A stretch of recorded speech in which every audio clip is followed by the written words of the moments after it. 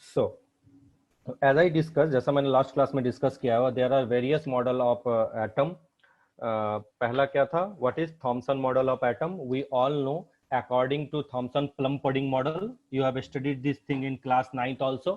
An atom is a positively charged sphere. What I'm telling, an atom is a positively charged sphere and electrons are embedded on it.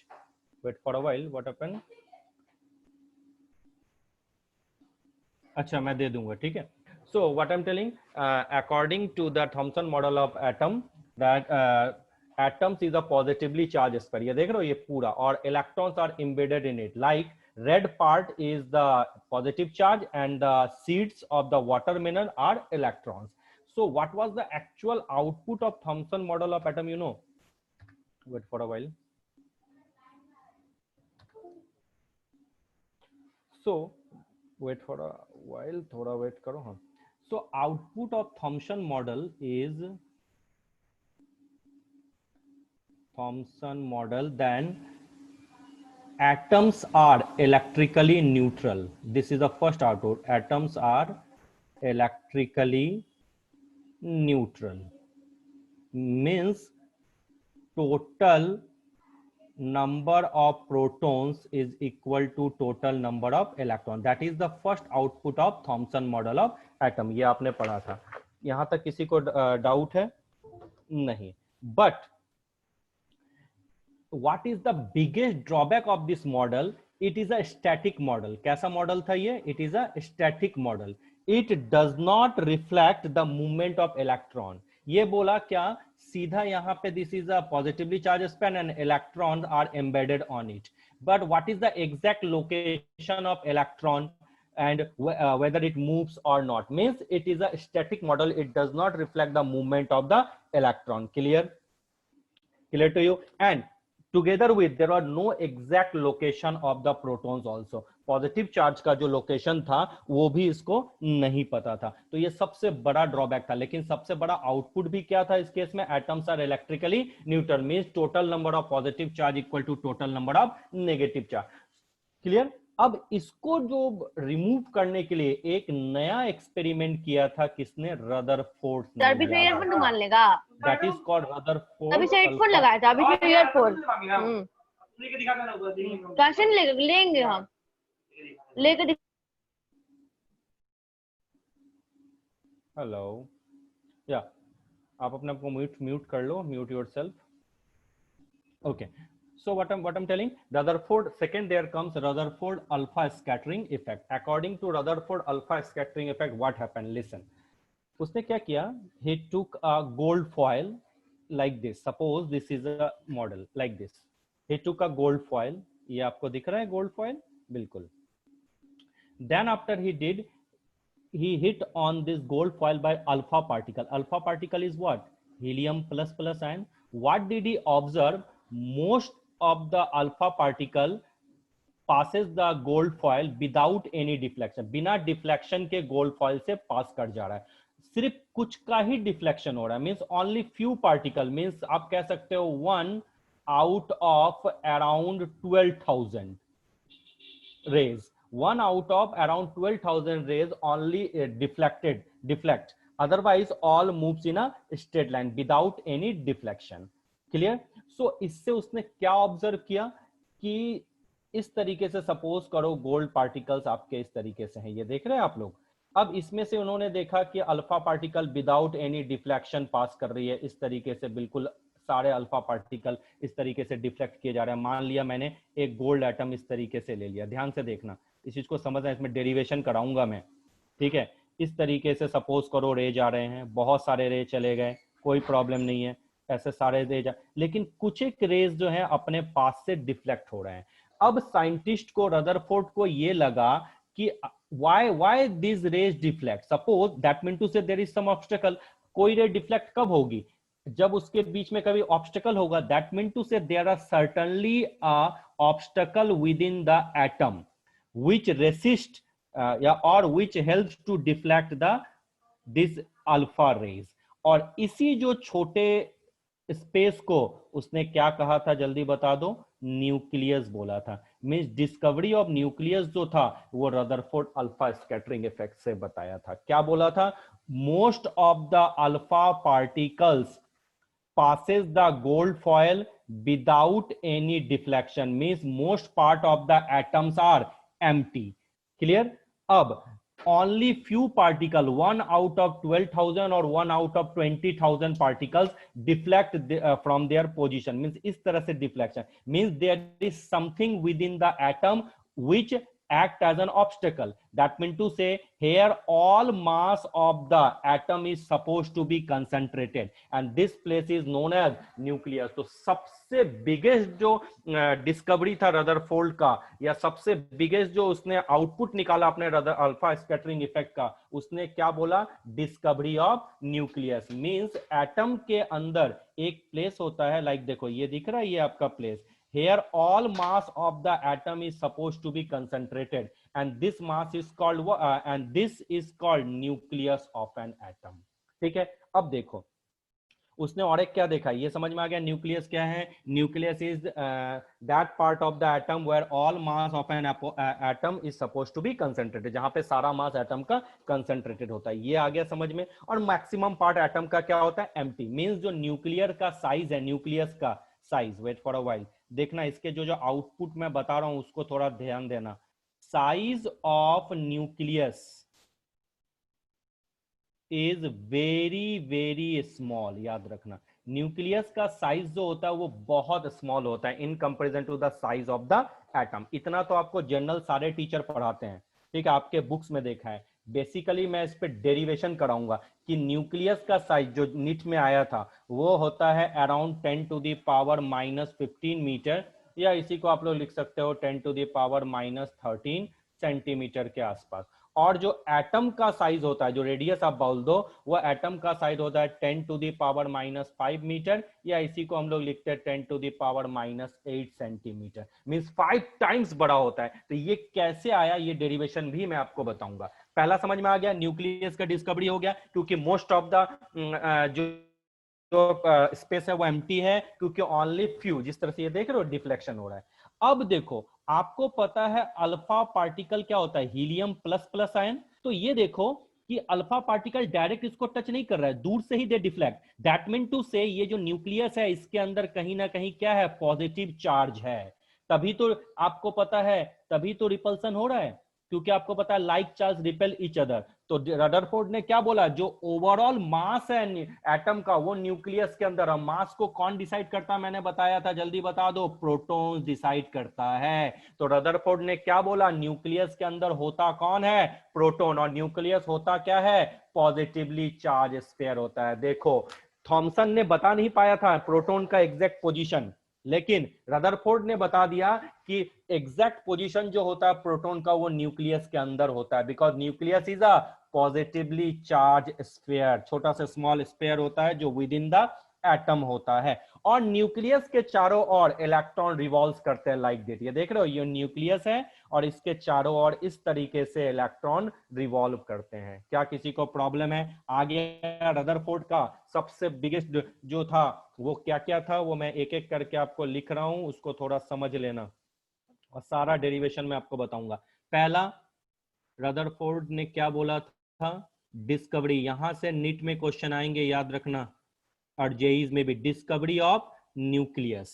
Clear? कितने particle deflect होते हैं? One, very very few, 1 out of 12,000, या बहुत सारे book में लिखा होता है 1 out of 20,000 particle. Means if there is 20,000 alpha rays passes through the atom, only one deflect like this। और जो आपका अल्फा पार्टिकल्स होता है वो क्या होता है? जल्दी बता दो।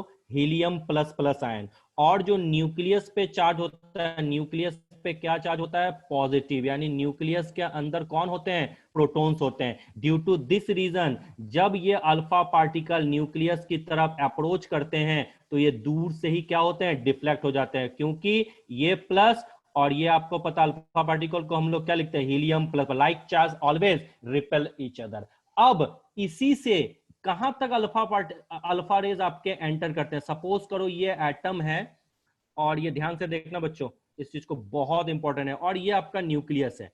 यहां पर पॉजिटिव और यहां पे भी पॉजिटिव, तो ये यहां तक जाने के बाद ये क्या होता है, डिफ्लेक्ट होते हैं। तो इस ये जो डिस्टेंस आपको दिख रहा है जहां तक, इसी को बोलते हैं डिस्टेंस ऑफ क्लोजेस्ट अप्रोच। क्या बोलते हैं, डिस्टेंस ऑफ क्लोजेस्ट अप्रोच। याद रखना इस चीज को, मींस इससे ज्यादा दूर नहीं जाएगा। और जब हम इसका डेरिवेशन कर लेते हैं तब हमें न्यूक्लियस का साइज मिल जाता है। और क्या साइज है न्यूक्लियस का, जल्दी बता दो। अभी मैंने बोला था न्यूक्लियस का साइज क्या होता है, 10 टू दी पावर -13 सेंटीमीटर बोल दो, या 10 टू दी पावर -15 मीटर बोल दो।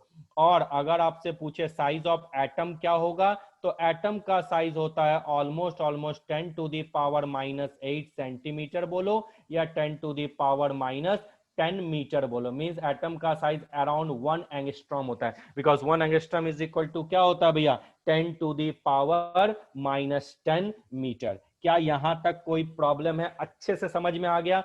पहला क्या बोला, न्यूक्लियस का डिस्कवरी। दूसरा क्या बोला, न्यूक्लियस के अंदर क्या होता है, टोटल मास। और वो जो टोटल मास कौन डिसाइड करता है, प्रोटॉन। यानी न्यूक्लियस के अंदर कौन होता है, प्रोटॉन। यानी उसने बता दिया कि एटम के अंदर जो न्यूक्लियस है उसमें प्रोटॉन रहेगा, और प्रोटॉन के चारों, न्यूक्लियस के चारों ओर इलेक्ट्रॉन मूव करते रहते हैं, लाइक दिस, इस तरीके से मूव करते रहते हैं। जैसा मैंने आपको ये वाले इस तरीके से आपका मूवमेंट होती है, देख रहे हो इलेक्ट्रॉन इस तरह। लेकिन एक चीज देखो इसमें, उसने बोला तो था न्यूक्लियस के चारों इलेक्ट्रॉन मूव करते हैं, but he didn't give any idea, any location of the electron, कि इलेक्ट्रॉन जो मूव करते हैं वो कैसे मूव करते हैं। उसने बोला भैया मूव तो करते हैं, लेकिन कैसे मूव करते हैं, मूव करने से एनर्जी लॉस होती है या नहीं। इसी चीज को एक्सटेंड किया था बोर्स ने। बोर्स ने क्या बोला था, न्यूक्लियस के चारों ओर electron revolves around the nucleus, but in a fix orbit, fix circular path. और उसी फिक्स सर्कुलर पाथ को क्या बोला था उसने, ऑर्बिट। और जब इलेक्ट्रॉन रिवॉल्व करता है तो कोई एनर्जी लूज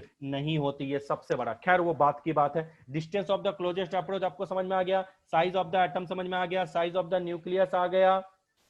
अब उसने बोला कि भैया डिफ्लेक्टेड जो था, कितना डिफ्लेक्शन हुआ, कितने पार्टिकल डिफ्लेक्शन हुआ। तो उसने एक रिलेशन बताया था, 1 mu is equal to 1 upon sine 4 theta by 2, ये बताया था। यानी the relation between the number of deflected particle and deflection angle. जैसे सपोज करो यहां से कुछ एंगल पे डिफ्लेक्ट हुआ ना, तो ये रिलेशन था, where mu is what, mu is deflected particle। याद रखना ये रिलेशन जेईज में आते हैं, नीट में आते हैं।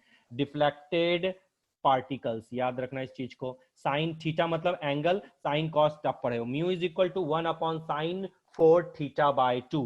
Clear what I am telling, mu is equal to deflected particle and theta is equal to deflected angle. तो अब देखो, as the atomic number increases, the number of proton increases, which increases the repulsion, so the deflection angle also increases। क्या बोला मैंने, ध्यान से समझो। अगर सब, हाँ एक मिनट को, क्या हो गया सर, डिस्टेंस ऑफ द, हाँ अभी बताएंगे distance of the closest approach में, डेरिवेशन कराएंगे, वेट फॉर अ मोमेंट, आराम से सब समझ में आएगा। मैं जस्ट ब्रीफ कर रहा हूं, I am here not to give a bookish knowledge, सारा ड्राइव करके बताऊंगा। वेट एंड वॉच, मेरे लेक्चर्स लो, आगे जाके बहुत फायदा होगा, हर चीज का आंसर होगा, पहले समझ तो लो। अभी जैसे ये मूव किया, आप बोलोगे सर सर सर यहाँ पे थीटा तो है, एंगल है, तो क्या एंगल में रिलेशन क्या है, तो डिफ्लेक्टेड पार्टिकल और थीटा के बीच में ये एंगल है। अब पूछोगे थीटा किस पे डिपेंड करता है, तो देखो आपको पता है अगर एटॉमिक नंबर इंक्रीज करे, मींस जेड इंक्रीज करे, तो क्या नंबर ऑफ प्रोटॉन इंक्रीज करेगा। अगर नंबर ऑफ प्रोटॉन इंक्रीज करेगा तो क्या रिपल्सन इंक्रीज करेगा। बिल्कुल, आपको पता है जितना ज्यादा पॉजिटिव चार्ज होगा उतना ज्यादा अल्फा पार्टिकल्स और ये पॉजिटिव चार्ज के बीच में रिपल्सन होगा। बिल्कुल, अगर रिपल्सन ज्यादा होगा तो क्या डिफ्लेक्शन ज्यादा होगा, तो डिफ्लेक्शन ज्यादा होगा तो डिफ्लेक्टेड एंगल ज्यादा होगा या नहीं। यस, एम्स का क्वेश्चन था। अगर आपसे पूछे कि डिफ्लेक्शन कब ज्यादा होगा, व्हेन एटॉमिक नंबर इंक्रीजेस, ध्यान से रखना, number of proton increases. If number of proton increases, then repulsion more. If number of repulsion more, more deflection. More deflection means that angle theta increases. कोई problem. तो अगर कोई पूछे hydrogen, helium, lithium, beryllium, deflection angle कहां ज्यादा हो जाएगा, आपको पता है हाइड्रोजन का एटॉमिक नंबर 1, हीलियम का 2, लिथियम का 3, बेरिलियम का 4। Number of proton increase, atomic number increases तो थीटा वैल्यू इंक्रीजेस। तो क्या होगा, अगर एटॉमिक नंबर इंक्रीज करेगा तो डिफ्लेक्शन एंगल भी आपका क्या होगा बच्चा, जल्दी बताओ, इंक्रीज करेगा। ये सबको समझ में आ गया? ये देखो डिफ्लेक्शन, ये दिख रहा है, ये डिफ्लेक्शन एंगल था, और ये रिलेशन है, याद रखना, इसका डेरिवेशन है। जब आप पीएचडी लेवल पे जाओगे तो इसका आपका डेरिवेशन होता है। यहां तक किसी को प्रॉब्लम? आई थिंक नहीं है, you don't have any problem. अब आ जाओ distance of the closest approach का डेरिवेशन कैसे करते हैं। बड़ा बेहतरीन है और बहुत अच्छे से समझोगे इस चीज को। अब क्या बेहतरीन है, इस चीज को समझो। ये है आपका डेरिवेशन। क्या हो गया सर, इसका क्वेश्चन किस टाइप का रहेगा? सब बताऊंगा, सब बताऊंगा, बैठे रहो आराम से, शांति से क्लास लो, एवरीथिंग मैं आपको बताऊंगा। पहले एक एक करके समझते जाओ क्या क्या मेरा डेरिवेशन है। अब मैं बताऊंगा कि size of the nucleus 10 to the power -15 metre क्यों होता है। ये देखो, ये आपका एटम है, ठीक है, ये एटम में आपका यहाँ पे न्यूक्लियस है। अब ध्यान से समझते जाना, एक बार मुझे ड्रॉ कर लेने दो, ठीक है। और मैंने बोल दिया कि भैया ये न्यूक्लियस पे क्या है, पॉजिटिव चार्ज है, ठीक है, बहुत अच्छी बात है। अब इस न्यूक्लियस पे पॉजिटिव चार्ज है और इस जगह से आपको पता है क्या आ रहा है, अल्फा पार्टिकल आ रहा है, ठीक है, इस जगह से अल्फा पार्टिकल हो रहे हैं। अब जब अल्फा पार्टिकल हो रहे हैं, आपको पता है अल्फा पार्टिकल पे क्या चार्ज होता है भैया, हीलियम प्लस प्लस आयन होते हैं, मीन्स ये भी पॉजिटिव है। और इतने दूर जाके ही ये क्या हो जाते हैं बच्चों, डिफ्लेक्शन होने की कोशिश करते हैं, ऐसे यहां से डिफ्लेक्ट होगा, ठीक है। तो ये जो आप डिस्टेंस दिख रहे हो ना, इसी को हम लोग, मैंने बोला था आपको, क्या बोलते हैं, डिस्टेंस ऑफ क्लोजेस्ट अप्रोच। ये याद रखना, this is distance of the closest approach. और इसको ही सिंबल हम लोग लिखते हैं क्या, आर नॉट। अगर कोई पूछे distance of the closest approach क्या है, आर नॉट। देखो यहां तक कोई प्रॉब्लम है नहीं है, एकदम फिगर अच्छे तरीके से समझ लो। इस तरीके से ये रेज जा रही है, अल्फा रेज पास नहीं जा पा रही है क्योंकि पॉजिटिव पॉजिटिव में क्या हो रहा है, रिपल्सन हो रहा है। चलो यहां तक आपको समझ में आ रहा है। अच्छा, आपको पता है अल्फा पार्टिकल मतलब हीलियम प्लस प्लस आयन, इसको ऐसे ही तो लिखते हैं 4 2He, मीन्स इसके पास मास तो है। तो अगर इसके पास मास है तो डेफिनेटली भैया इसके पास काइनेटिक एनर्जी तो होगी, बिल्कुल, क्योंकि कोई भी चीज मूव करती है कब, उसके पास एनर्जी होती है। तो अगर आपसे पूछे कि जब यहाँ पे ये मूव करती है, सपोज जब इस जगह पे बी पॉइंट पे आ जाती है तो ये स्टॉप कर जाती है। याद करो law of conservation of mass आपने पढ़ा, law of conservation of energy पढ़ा था कि energy can neither be created nor be destroyed, convert from one form to another। तो suppose alpha particle start from A से ये बी तक गया, तो यानी इसकी टोटल काइनेटिक एनर्जी क्या होगी, जल्दी बता दो। Kinetic energy is equal to alpha particle का क्या होगा, half M V square. M मतलब मास ऑफ अल्फा पार्टिकल, तो क्या मैं ऐसे लिखूं, half M alpha V square. M alpha मतलब mass of alpha particle means helium plus plus ion and v means velocity of the alpha particle। बोलो यहां तक किसी को दिक्कत है? नहीं। लेकिन when it moves to b से आगे ये जा नहीं पाएगा because here there is a repulsion and if there is a repulsion means इस जगह पे इसकी काइनेटिक एनर्जी किस में चेंज हो जाएगी, पोटेंशियल एनर्जी में चेंज होगी, क्योंकि energy can neither be created not be destroyed but can be converted to one form to another form. So ये जो टोटल काइनेटिक एनर्जी है ये किस में चेंज हो जाएगी, पोटेंशियल एनर्जी में चेंज हो जाएगी। अब याद रखना, तुमने पढ़ा था पोटेंशियल एनर्जी का फॉर्मूला mgh। क्यों पढ़ा था, क्योंकि उस समय हाइट था, लेकिन यहाँ पे हाइट नहीं, यहाँ पे डिस्टेंस है। और यहाँ पे कौन सा फोर्स है, यहाँ पे इलेक्ट्रोस्टैटिक फोर्स है, एक प्लस और एक माइनस, ये प्लस और ये प्लस, इनके बीच में लगने वाले फोर्स को हम लोग क्या बोलते हैं, याद करो, बताया था, इलेक्ट्रोस्टैटिक फोर्स बोलते हैं क्या, याद करो। इसका फॉर्मूला मैंने बताया था इलेक्ट्रोस्टैटिक फोर्स का, 1/4πε0 Q1 Q2 upon R square, बताया था, याद करो। Q1 मतलब ये दोनों चार्ज और R मतलब इनके बीच का डिस्टेंस, इसको कौन सा फोर्स बोलते हैं, इलेक्ट्रोस्टैटिक फोर्स बोलते हैं। अच्छा, बुक में 1/4πε0 को K लिखते हैं, K Q1 Q2 upon R square. अगर यहाँ पे एक चार्ज है और यहाँ पे एक चार्ज है, माना यहाँ Q1 है और ये Q2 है और इनके बीच के डिस्टेंस को हम लोग क्या बोलेंगे, R। तो फोर्स का definition F is equal to K Q1 Q2 upon R square. याद करो क्लास 9th में तुमने ग्रेविटेशनल फोर्स पढ़ा था, F is equal to G M1 M2 upon R square. तो क्या बोलते थे, यहाँ पे एक M1 मास है, और इस जगह पे m2 मास है और इनके बीच का डिस्टेंस r है, तो फोर्स क्या होगा ये, तो ये था ग्रेविटेशनल फोर्स। और ये जो फोर्स पड़ रहा है इलेक्ट्रोस्टैटिक फोर्स, क्यों, क्योंकि यहाँ पे आज किसकी बात हो रही है, चार्ज की बात हो रही है। तो डिस्कसिंग अबाउट द चार्ज। तो हम लोग क्या नहीं लेंगे, हम लोग P is equal to mgh नहीं लेंगे, because we are discussing about what, we are discussing about electrostatic force। अच्छा, अब आपको पता है वर्क डन मतलब होता है चेंज इन काइनेटिक एनर्जी और पोटेंशियल एनर्जी, ये सबको पता है।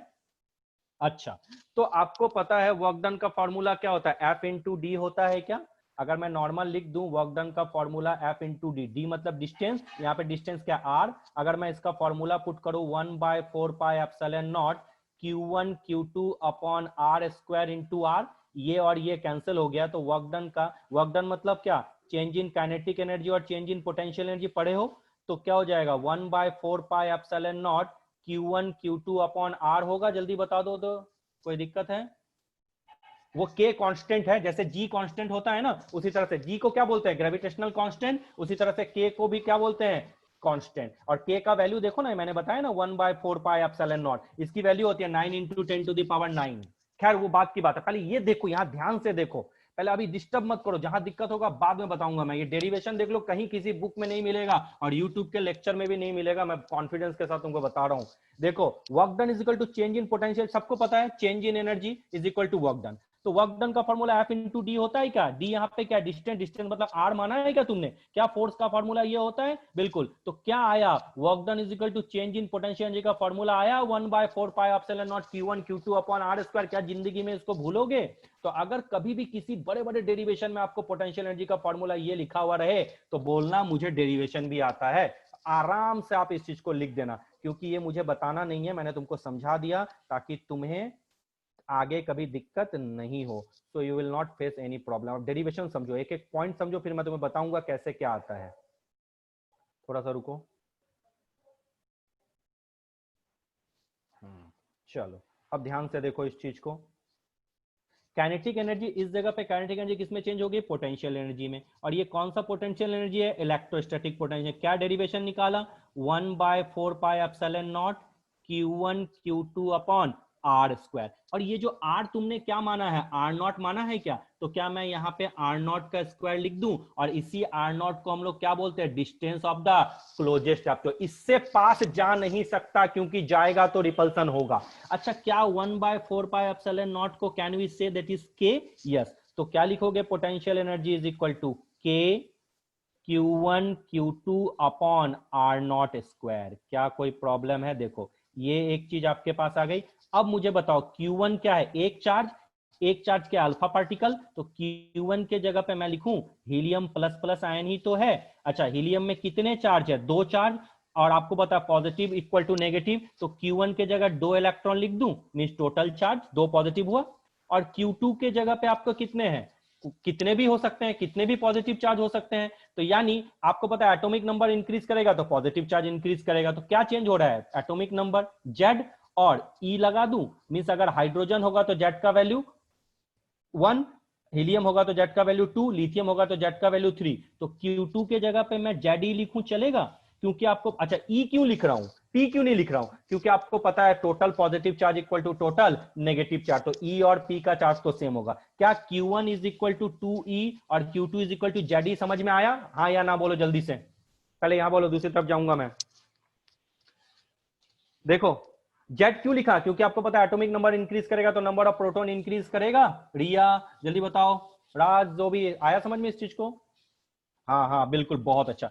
अब क्या मैं ये दोनों वैल्यू यहां पुट कर दूं, तो क्या मेरा यहां पे K is equal to ZE into 2E upon R0 square आ गया, पोटेंशियल एनर्जी का ये वाला फॉर्मूला। और आपको पता है B पे क्या होगा, total kinetic energy converted into potential energy.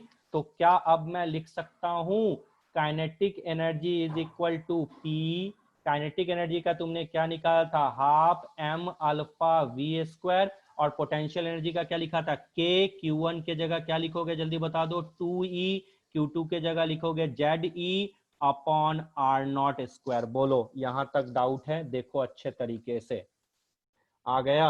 अब क्या इसको इक्वेशन को इक्वेट कर सकते हैं हम लोग, बिल्कुल कर सकते हैं। क्या हो सकता है जल्दी बताओ, 2 को उधर ले गया तो m alpha v square is equal to 2k into 2ze square upon r naught square. देखो बहुत अच्छी बात है, देखो अच्छे तरीके से देखो। अच्छा यहाँ पे आर नॉट स्क्वायर क्यों लिख रहे हैं, एक छोटा सा मैंने मिस्टेक कर दिया ना, आर आर कैंसिल हो गया था ना पोटेंशियल एनर्जी में, पार्डन, ये एक थोड़ा सा मिस्टेक हो गया, इस जगह पे आर नॉट लिखूंगा ना, क्योंकि पोटेंशियल एनर्जी का फॉर्मूला तो आर था ना, आर नॉट, ठीक है, ये ध्यान रखना, क्योंकि ये एफ पे था ना, एफ इंटू आर किया था, हाँ ठीक है, ये आर नॉट आ गया, तो यहाँ से भी मैं इसको हटा दिया, इस जगह पे भी यहाँ हटा दिया, ध्यान रखना इस चीज को। एनीवेज आ गया समझ में। अब अगर मैं बोलूं R naught is equal to क्या आ गया, बोलो 2 टू ज़ा 4 Z E square upon M alpha V square into K. क्या ये distance of the closest approach है? बिल्कुल। देखो ऐसे 2 टू ज़ा 4 आ गया आपका, देखो अच्छे तरीके से, यहाँ पे 2k आया था ना, हाफ एम बी स्क्वायर, ठीक है, और R naught is equal to K 4 Z E square M alpha. अब इस चीज को देखो, के का वैल्यू सबको पता है, के इज इक्वल टू क्या होता है, 1/4 पाई एप्सिलॉन नॉट होता है, बिल्कुल। जेड मतलब सबको पता है एटॉमिक नंबर होता है, देखना सबकी वैल्यू पता है, चार्ज ऑन इलेक्ट्रॉन सबको पता है 1.6 into 10 to the power -19 coulomb होता है। मास ऑफ अल्फा पार्टिकल आपको पता है ये क्या होता है, हीलियम प्लस प्लस आयन, और सिंबल क्या होता है 4, तो मास क्या होगा 4, और velocity of alpha particle given होगा। तो जब सबकी वैल्यू हम पुट कर दें तो क्या आर नॉट की वैल्यू आ जाएगी? तो एक्सपेरिमेंटली देखा गया है कि distance of the closest object, ये आर नॉट की वैल्यू आती है 10 टू द पावर -15 मीटर या 10 टू द पावर -13 सेंटीमीटर। तो अगर कोई बोले कि न्यूक्लियस का साइज क्यों इतना होता है, तो बोलोगे भैया ये distance of the closest approach है, तो न्यूक्लियस का साइज इससे छोटा ही होगा, अगर इससे बड़ा होगा तो ये पार्टिकल, ये और ये आपस में टच कर लेंगे ना, अगर ये distance of the closest approach से ज्यादा न्यूक्लियस का साइज हो जाए तो फिर ये दोनों टच करेंगे, यानी जो न्यूक्लियस का जो साइज होगा वो distance of the closest approach से कम ही होगा। तो कम होगा मतलब न्यूक्लियस का जो साइज होगा, साइज ऑफ द न्यूक्लियस, मान लिया गया है the size of the nucleus is 10 to the power -13 centimetre और 10 टू द पावर -15 मीटर। तो क्या डेरिवेशन में किसी को प्रॉब्लम है? पोटेंशियल एनर्जी का फॉर्मूला याद रखना, 1/4 pi epsilon not Q1 Q2 upon R not. बताओ इस डेरिवेशन में सबको आ गया? तो अगर आपसे कोई पूछे, फर्स्ट क्वेश्चन आपसे पूछता है कि साइज ऑफ द न्यूक्लियस, तो क्या आंसर करके आओगे? नीट में ये क्वेश्चन आया था, if anyone asks you what is the size of the nucleus, 10 to the power -13 centimetre, size of the atom 10 to the power -8 centimetre. इस चीज को याद रखना। अगर कोई पूछे डिफ्लेक्टेड पार्टिकल और थीटा में क्या रिलेशन है, ये ऐसे ऐसे क्वेश्चन आते हैं। रदरफोर्ड से पहला क्वेश्चन आएगा size of the nucleus, size of the atom, size of the nucleus और साइज ऑफ द एटम में क्या रिलेशन है, फिर थीटा क्यों कब बढ़ेगा, ये पहला हो गया। Distance of the closest approach का डेरिवेशन क्या है, ये मैंने आपको बता दिया इस तरीके से। अब रिलेशन देखो, आपको पता है size of atom upon size of nucleus. Size of atom कितना बोला मैंने, 10 टू द पावर -10 और न्यूक्लियस 10 टू द पावर -5। तो ये सॉल्व करके क्या हो जाएगा, 10 टू -15, 10 टू द पावर 5 आएगा। तो पहला क्या हो जाएगा, size of atom is equal to 10 to the power 5 times greater than size of the nucleus. याद रखना इस चीज को। ये पहला, ये क्वेश्चन भी आता है कि न्यूक्लियस के साइज में और एटम के साइज में क्या रिलेशन है, ये पहला, यही सब तो डेरिवेशन आते हैं, याद रखना, ठीक है। 5 टाइम्स हो गया, यानी न्यूक्लियस का साइज बहुत क्या होता है, स्मॉल होता है। अच्छा न्यूक्लियस में हमेशा क्या होता है, अगर कोई पूछे चार्ज ऑन न्यूक्लियस, तो हमेशा याद रखना पॉजिटिव चार्ज होता है न्यूक्लियस पे, positive charge, positive charge. Clear? अब ध्यान देना। अच्छा आपको बताओ ये एटम कैसा दिख रहा है, स्फीयर जैसा। एटम के अंदर जो न्यूक्लियस होता है वो भी क्या होता है, स्फीयर। अच्छा स्फीयर का वॉल्यूम क्या होता है, जल्दी बता दो, 4/3 पाई आर क्यूब होता है। तो चलो अब वॉल्यूम में रिलेशन लाओ, वॉल्यूम ऑफ एटम, ये भी क्वेश्चन आया था, अपॉन वॉल्यूम ऑफ न्यूक्लियस में क्या रिलेशन है, इस चीज को याद रखना। अच्छा वॉल्यूम ऑफ एटम को क्या लिखते हैं, 4/3 पाई आर क्यूब लिख दें, और न्यूक्लियस को क्या लिखेंगे, 4/3 pi r cube, small r capital r, ये और ये कैंसिल हो गया, तो क्या आ गया, r cube upon r cube आ गया। चलो वॉल्यूम ऑफ एटम को VA लिखें और वॉल्यूम ऑफ न्यूक्लियस को VN लिखें, इज इक्वल टू क्या लिखेंगे, R अपॉन R पे क्यूब हो जाएगा पूरे पे। R अपॉन R का रिलेशन कितना है जल्दी बता दो, ये है R और ये है स्मॉल r, 10/5 है, 10/5 पे 3 हो जाएगा तो क्या हो जाएगा 10 टू द पावर 15 आ गया। तो यानी if anyone ask you volume of the atom is 10 to the power 15 times more than the volume of the nucleus. लो एक और क्वेश्चन ड्राइव कर दिया हम लोगों ने, देखो कहीं कोई प्रॉब्लम, ये सब डेरिवेशन है, मजेदार है, आपको एकदम बहुत अच्छे तरीके से आपको ये चीजें समझ में आएगी। देखो यहां तक कोई डाउट है, देखो अच्छे तरीके से, ये distance of the closest approach हो गया, ये आपकी सारी वैल्यू आ गई, ये आपका वॉल्यूम का टर्म्स में आ गया। देखो 2 मिनट का समय है, अब पूछो किस किस टाइप का क्वेश्चन आ सकता है, देखो अच्छे तरीके से तुम लोग। अच्छा अब अगर सपोज करो कि मैंने कोई वैल्यू निकाला, सपोज करो रेडियस ऑफ द न्यूक्लियस मैंने निकाला हाइड्रोजन एटम का, एक मतलब इनिशियल रेडियस निकाल दिया, लेकिन आपको पता है कि अगर आप एटॉमिक नंबर, मास नंबर आपका बढ़ता है, नंबर ऑफ प्रोटॉन्स बढ़ते हैं तो वैल्यू भी चेंज होती है। तो रिलेशन याद रखना, R is equal to R0 to the power R0 into A 1/3 means क्या, सो पार्डन क्या बोल दिया मैंने, रुको, हाँ ठीक है, इसको मैं एक बार हटा देता हूँ, वेट फॉर अ मोमेंट, ये रिलेशन है। अब इसका मतलब क्या, तुम पूछोगे इसका मतलब क्या है, ये देखो R मीन्स अब ये जो रेडियस ऑफ द न्यूक्लियस है, अच्छा हाइड्रोजन का न्यूक्लियस इतना छोटा होगा, हीलियम का तो थोड़ा बड़ा होगा ना, क्योंकि हीलियम में प्रोटॉन ज्यादा है, लिथियम का थोड़ा और बड़ा हो सकता है, अच्छा सोडियम का तो और बड़ा हो सकता है न्यूक्लियस, और इस तरह से सबका न्यूक्लियस तो बड़ा हो सकता है ना, तो आपको पता है नंबर ऑफ प्रोटॉन बढ़ेंगे।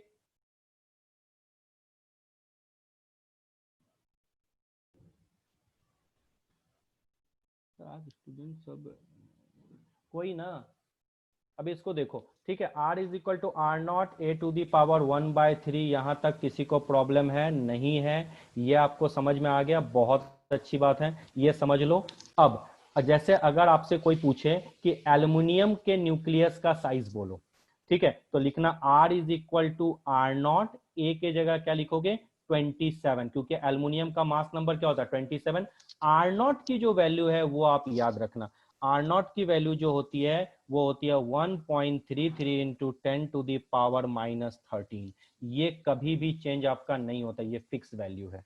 समझ में आ गया, कोई दिक्कत? अगर आपसे कोई पूछे भाई सोडियम का न्यूक्लियस का साइज बोलो, तो याद रखना क्या लिखोगे, R is equal to R0, sodium का क्या होता है 23 टू दी पावर 1/3। तो ये सारे चीज रदरफोर्ड स्कैटरिंग इफेक्ट में आपको दिखेंगे, तो इन चीजों पे अगर आपका सही से कमांड है तो आप रदरफोर्ड अल्फा स्कैटरिंग इफेक्ट के सारे क्वेश्चंस बना के आ सकते हो। इस चीज को थोड़ा सा ध्यान रखना, कोई स्टूडेंट ज्वाइन करे नहीं करे that another matter, actually problem क्या है, because we are making this video for YouTube, YouTube के लिए भी सारे बच्चे इसको फ्री में, बहुत सारे बच्चे जो पुअर हैं, बैकग्राउंड उनका पुअर है, उनको बहुत सारे पैसे देने होते हैं, तो मैं बोल रहा हूँ मेरे वीडियोस को अच्छे तरीके से आप देखो, आपको कहीं कहीं पैसे देने की जरूरत नहीं है, फ्री में आपकी केमिस्ट्री हो जाएगी। Even we are planning to give PCB free of cost, आराम से पढ़ लो, ये हम लोग का एक जितना हम लोग कर सकते हैं, that is the thing only. और ये सारे डेरिवेशन आपको एक जगह कहाँ मिलेंगे, ये जितने भी मैंने डेरिवेशन किए ये सब याद रखना, इसके बाद एक भी क्वेश्चन नहीं छूटेगा और लॉजिकली बता सकते हो। ये रिलेशन आया, ये भी बहुत VBI है, ये है रेडियस ऑफ एटम नहीं, ये बच्चा याद रखना, रेडियस ऑफ क्या है, न्यूक्लियस है, रेडियस ऑफ न्यूक्लियस, ये क्या है फिक्स वैल्यू R0, और ये A क्या है आपका, A है आपका मास नंबर। तो किसी भी एटम का आप न्यूक्लियस का साइज निकाल सकते हो, R is equal to R0 A to the power 1/3। कोई प्रॉब्लम है? और मास नंबर मतलब जानते हो ना क्या होता है, प्रोटॉन प्लस न्यूट्रॉन। तो ऐसे कितने भी क्वेश्चन अगर आपके पास आ जाए, you can do the things.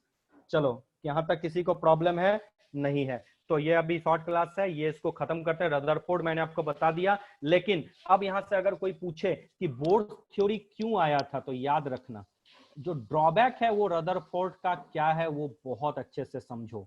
Rutherford ने बोला था कि there is a nucleus, there is a small space within an atom, okay, where all mass of an atom is supposed to be concentrated and that portion को उसने क्या बोला था, positive charge बोला था, और बोला था पॉजिटिव चार्ज के चारों ओर इलेक्ट्रॉन रिवॉल्व करते हैं इस तरीके से, ठीक है, ये मूव कर रहे हैं, ठीक है। अब अगर इलेक्ट्रॉन लगातार मूव करेंगे, कोई चीज लगातार अगर मूव करेगी तो कुछ समय बाद उसकी एनर्जी क्या होगी, लॉस होगी। लॉस जब होगी तो धीरे धीरे उसकी एनर्जी लॉस होते होते ये इलेक्ट्रॉन न्यूक्लियस में आके गिर जाएगा।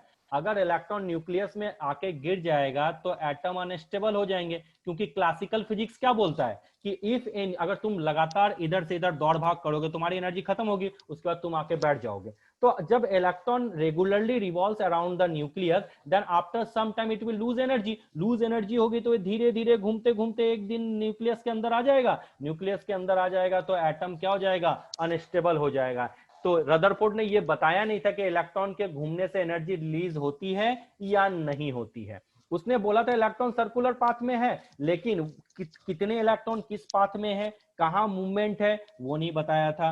फिर इसने जो आपका स्पेक्ट्रम है, जो आगे मैं आपको बताऊंगा स्पेक्ट्रम, हाइड्रोजन लाइक स्पेक्ट्रम आप देखोगे, वो स्पेक्ट्रम के बारे में भी इसने कुछ भी आपको नहीं बताया था, कोई कंक्लूजन आपने बताया नहीं था इसने। समझ में आया? तो ये दोनों चीजें हमेशा याद रखना। It could not explain the stability of the atom, पहला अगर कोई ड्रॉबैक है तो it could not explain the stability of the atom. क्यों? रीजन आपको बता दिया। दूसरा, if the electron lose energy continuously, अगर इलेक्ट्रॉन एनर्जी लूज करेगा, the observed spectrum should be continuous, but the actual जो हम लोग स्पेक्ट्रम देखेंगे वो क्या होते हैं, डिसकंटिन्यूअस होते हैं। तो यानी the loss of energy by electron is not continuous in an atom। तो जो स्पेक्ट्रम के बारे में जो जानकारी है वो इसने कंप्लीटली दिया नहीं था। वो आपको कहां मिलेगा, नेक्स्ट क्लास में मैं बताऊंगा बोर्ड थ्योरी में। बोर्ड थ्योरी में you will find the relation between them. चलो रिया, यहां तक किसी को डाउट है, तुमको कुछ भी कहीं पर भी नहीं डाउट है तो हम लोग आगे बढ़ते हैं और क्लास को यहीं एंड करते हैं। नेक्स्ट क्लास में बोर्ड थ्योरी का पूरा डेरिवेशन है, ये सारे चार्ट याद रखना। जब भी कहीं पर भी आप, जब क्लास स्कूल ओपन हो जाए तो ये डेरिवेशन हमेशा याद रखना। मैं इनके नोट्स भी दे दूंगा, आपका बहुत फायदा हो जाएगा। आप कंपटीशन की जो है प्रिपरेशन यहीं बैठ के कर सकते हो। तो चलो अब मैं क्लास एंड करता हूँ, खुश रहो, bye bye, thank you so much.